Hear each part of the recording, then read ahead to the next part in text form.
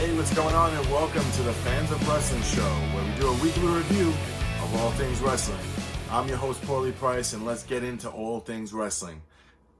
Wait, you don't like wrestling? You clicked on the wrong video? I don't even want you watching this video. Click on the right there, on that video of a cat frantically jumping away from a cucumber. No skin off my back. Alright, so in this video, we're going to be talking about Monday Night Raw. Alright, so in the beginning of the show, we saw Randy Orton come out. It took a long time to come out, but immediately started taking stabs at AJ Styles, mocking him last week doing his RKO. Randy Orton calls out AJ Styles, so AJ Styles comes out. And they start going back and forth.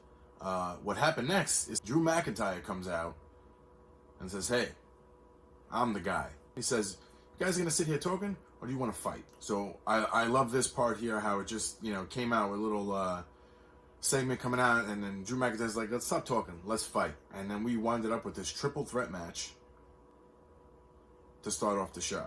So we had Randy Orton versus AJ Styles versus Drew McIntyre. This was an action-packed match. It really was. There was so much going on, and the caliber of each wrestler in the ring is just so high.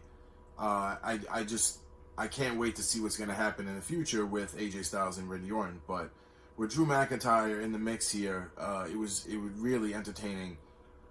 We saw the OC come out and Carl Anderson actually getting the RKO from Randy Orton, which was awesome. And then we saw Drew McIntyre get knocked out on the outside of the ring, and then Randy Orton, and after AJ wasn't able to pull off another RKO, Randy Orton hits him with the Styles Clash, and he kicks out Styles somehow, some way, which was crazy. But then what was great about this part right here is where Drew McIntyre slips right in, claymores Randy Orton out of the ring, and then just completely takes the match and wins, just to prove that he is the best guy on the roster. For me, I'm going to rate this match a 4 out of 5. Alright, the second match of the night was Ricochet versus Mojo Rawley. Now, this match was pretty quick. Watching Ricochet is always a pleasure, seeing what that guy can do. But for me, this wasn't really a storyteller, so I'm going to give this one 3 out of 5. Was something that, and our third match of the night was Charlotte versus Sarah Logan. Now, if you remember last week, Sarah Logan attacked Charlotte and got into a brawl with her, and then she even took Charlotte's robe and started smashing it, and all the feathers were flying away, so that was messed up. So now, Charlotte wants retribution. And you know what? She got it, because she straight up came in and just annihilated Sarah Logan and put her in that figure 4 and gets the win against Sarah Logan. For me, this was a quick match. Really couldn't get invested in it, so I'm going to give it a 2 out of 5. Now, after that match, we see Brock Lesnar come out with Paul Heyman. Paul Heyman does his usual spiel, my name is Paul Heyman, blah, blah, blah. Then, something really funny happened, and that is R-Truth. I gotta tell you, this guy is probably by far one of my favorite guys on the roster when it comes to the comedy. He's just funny. He just does the thing where he doesn't know where he is. One of my favorite moments is when he went in the Royal Rumble, comes in, grabs a ladder, puts the ladder in the ring, goes up, and realizes there's nothing there. It was just probably by far one of the funniest moments. But I have to say, this segment was really funny to see Brock Lesnar laugh like that. It was real, because it was funny. How he went in and said that, he's declaring a spot and he's going to take out Paul Heyman. And Paul Heyman's like, I'm not in the match. What are you talking about? Brock Lesnar's in the match. And then R-Truth's like, oh, in that case, I'm going to undeclare my spot in the Royal Rumble. And I just thought that was a great segment. And it was a great way for Brock to give some punishment to someone. Because after R-Truth turned his back, Brock Lesnar gave him an F5. Now, here's where it gets really interesting, which I really like too. Mojo Rawley, who recently lost to Ricochet early in the match, early in the show, comes out and pins R-Truth while he was coming up the ramp, but still he was knocked out from the F5, and is the new 2-time 24/7 champion. So, I mean, you got to give it to Mojo Rawley. He lost his match. He got scared by Eric Rowan's creature in the cage, and loses to Ricochet, but then comes out a 2-time 24/7 champion. So congratulations to Mojo Rawley. Then the fourth match of the night was Bobby Lashley and Rusev. Now, we've been waiting for a long time for these guys to actually fight one-on-one. They had a tables match at a pay-per-view, but it really wasn't the same. And now everything that happened with the wedding and the separation, I feel like it's time. And this match actually was 8 minutes. It was very entertaining to a point where I almost got emotionally invested, but things started happening, which we'll get into, but I did like those things, but I like how they're savoring this. And I'm going to predict now that this is definitely going to finish at WrestleMania, because they're going to have a match at Royal Rumble. They're also going to be in the Royal Rumble, so that might be something that they might do, but I'm telling you, this is going to go to WrestleMania, and Rusev is going to have his day at WrestleMania. The match was back and forth. I really liked it. Rusev took control early in the match, and then a distraction by Lana gave Bobby Lashley an advantage, and then Bobby Lashley was throwing a beat down to Rusev. So I liked it. It was going back and forth. And then actually Liv Morgan comes out and makes a beeline straight for Lana. I didn't know what was going to happen. She said something, I wasn't sure what she said, but then Lana just takes somebody's drink and throws it on her. And then throws her into the barricade. Rusev was actually distracted from this and got speared from Bobby Lashley and lost the match. So, I mean, that was a pretty exciting match. I know it was about 8 minutes. It wasn't a full match. Obviously, no, it had a false ending. But, I mean, oh, man, this storyline is getting better. And right after this match, they went backstage, and Lana said she's going to challenge them to a mixed tag match next week on Raw. So, I think we're going to get some retribution from this storyline we weren't so happy with. So, for me, I'm going to give this match a 4 out of 5 because I liked what was going on in the ring. It was a little good psychology, and I really liked the story they were telling with the outside interference with Liv Morgan and Lana. The next match was actually an open challenge from the Raw Tag Team Champions, and that's the Viking Raiders. They come out, and they're saying they beat everyone. There's no one that could stop them. So they issue an open challenge. Now, I was excited about this. I thought, ooh, maybe someone's going to come out. Now, the Singh brothers come out. Yeah, I said that right. The Singh brothers. As soon as I saw them come out, I said, all right, here's a quickie. And I wasn't wrong. The Viking Raiders attacked the Singh brothers outside of the ring before the match started. But when the match started and they rang the bell, literally 38 seconds, and Ibar pinned the Singh brothers to get the win. So, I mean, like, it's fun to see that, but at the same time, I want to see somebody challenge the Viking Raiders. For me, I gave that match a 2 out of 5. The next segment was Becky Lynch and Asuka signing for the title match at Royal Rumble.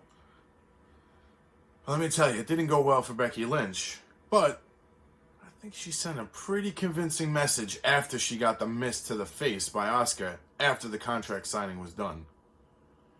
So I'm pretty excited to see how this match is going to unfold at Royal Rumble. And I gotta say, for Becky's sake, she really did sell that green mist. I love how she got on the mic and was like blinded and her ears were teary, and great job, Becky. The sixth match of the night was Aleister Black versus Buddy Murphy. Now, we've seen this for the last few weeks, but I have to say, usually I don't like this when they're doing this, but every match I've seen has been different. And, you know, especially with Buddy Murphy attacking him last week, I just think that this storyline has so much to go. And for me, this was a hard-hitting match. And what made this match different than the other matches is that they were fighting ringside a lot. And I like that they weren't in the ring, that they were taking this and trying to add more damage to each other. And I really thought that was cool because it made the match feel unique and not that same repetitive, oh, we're fighting for the third time again. Another thing I like about the match was the referee Moore. He caught the tights. He caught the foot on the rope.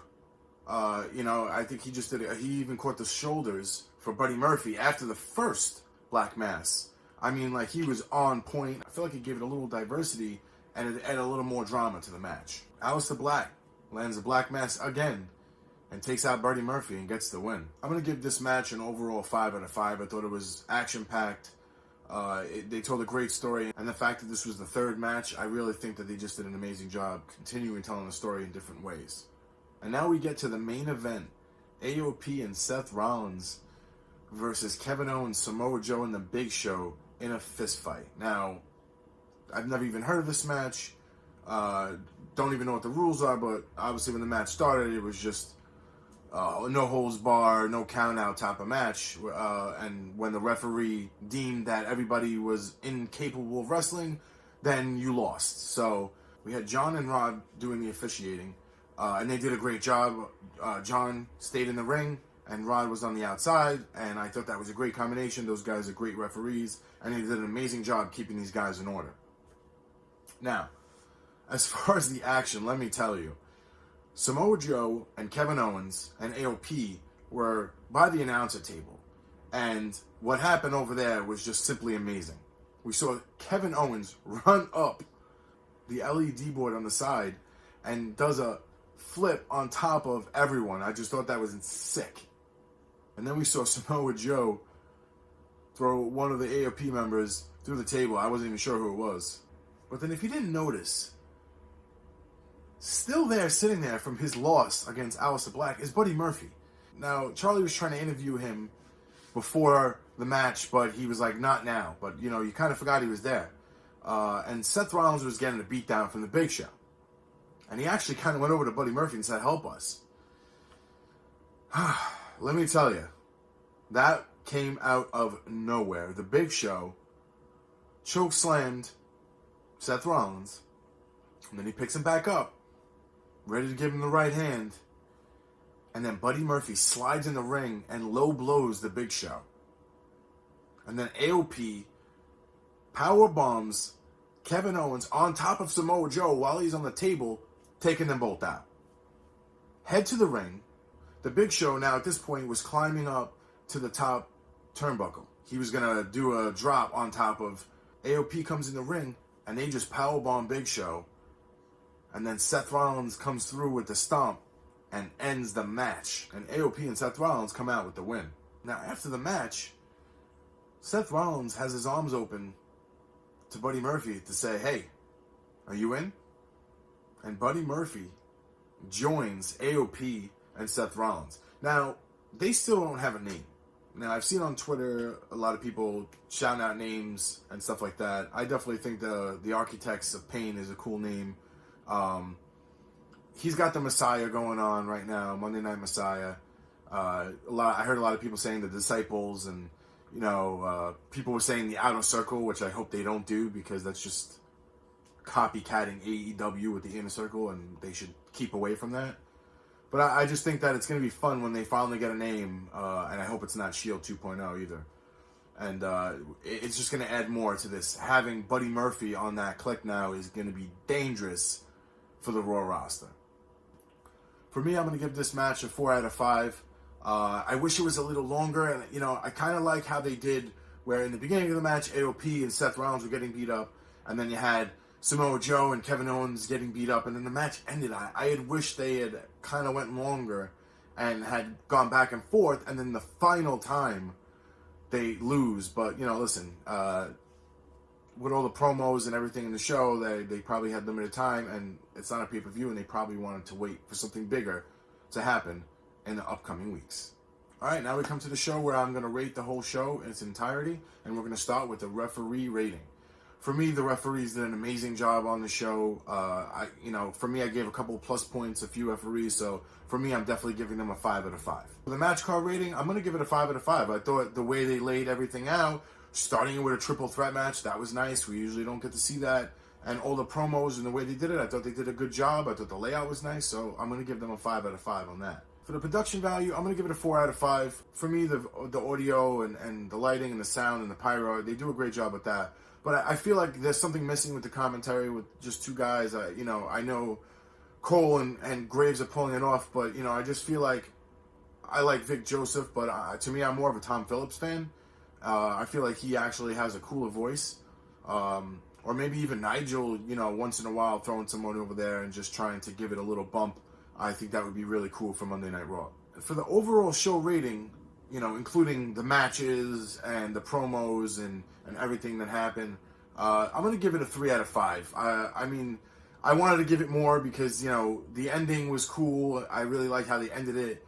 The beginning was really cool, but it was kind of boring because it kind of dragged out. And being that there was a lot of matches that were just really short and they really didn't have a long storytelling for me, that's why the show, I didn't give it a big rating. But for me, it was a pretty decent show.